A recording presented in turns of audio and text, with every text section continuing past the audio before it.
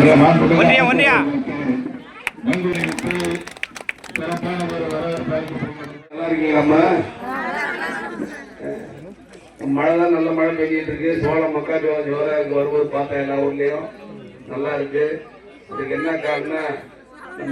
நம்ம நாட்டை தமிழ்நாட்டை ஆண்டு கொண்டிருக்கின்ற தமிழ்நாட்டினுடைய முதலமைச்சர் தளபதி மு.க.ஸ்டாலின் ஒரு நல்லாட்சி நடந்துகின்ற காரணத்தால் தான் எல்லாம் தமிழ்நாடு பூரா நல்லா மழை பெய்ஞ்சு செழிப்பா இருக்கு.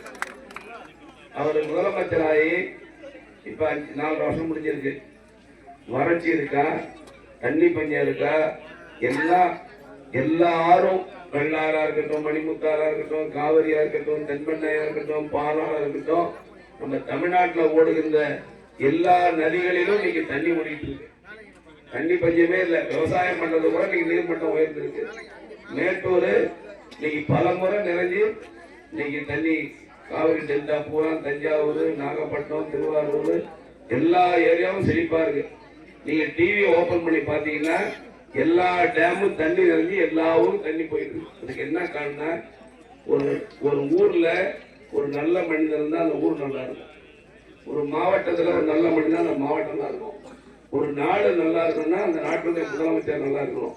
நான் எங்க அண்ணங்கிறதுக்காக சொல்ல, உள்ளபடியே நல்ல ஆட்சி நடத்தணும், மக்கள் நல்லா இருக்கணும், சட்ட ஒழுங்கு நல்லா இருக்கணும், குறிப்பா பெண்கள் நல்லா இருக்குன்னு நினைக்கிறதுனாலதான் இந்த நாட்டுல நல்ல மழை பெய்ஞ்சு ஏப்ரல் மே மாசம் கூட வெயில் காலத்தை கூட மழை பெய்ஞ்ச ஒரே வரலாறு எப்படின்னா அது அண்ணன் தளபதி மு.க.ஸ்டாலின் முதலமைச்சர் இருக்க காலம் தான். குறிப்பா நம்ம எல்லாரும் பேசுற மாதிரி ரொம்ப நேரம் உட்காந்து தொந்தரவு பண்ண விரும்பல. குறிப்பா நம்ம தொகுதியில 55,000 பெண்களுக்கு மாதம் 1000 ரூபாய் நம்ம முதலமைச்சர் கொடுத்துட்டு இருக்காரு. அதாம சொல்ல கொஞ்சம் இருக்காக்கா, நீ உடனே இவ்வளவு கோபம் நான் சொல்லி பேசி முடிச்சாலும் தெரியும். மீதி யாருக்கெல்லாம் கிடைக்காம இருக்கோ அதெல்லாம் மனு வாங்கியிருக்கோம். நம்ம துணை முதலமைச்சர் அண்ணன் உதயநிதி ஸ்டாலின் அவர்கள் டிசம்பர் மாசம் அந்த பணத்தெல்லாம் போட்டுறேன்னு சொல்லியிருக்காரு. அந்த பணம் கட்டாயமா எல்லாத்துக்கும் வந்துடும். நம்ம குழந்தைகள்லாம் காலை சாப்பிடாம பள்ளிக்கூடம் போகுதுன்னா காலை உணவு கொண்டு வருகிறார். நம்ம வீட்டு இருக்கிற பொம்பளை பொண்ணு படிக்கணுக்கு தான் மாசம் 1000 ரூபாய் கொடுத்துருக்காரு. நம்ம தம்பி கல்லூரியில படிக்கணும் தான் மாசம் 1000 ரூபாய் கொடுத்துருக்காரு.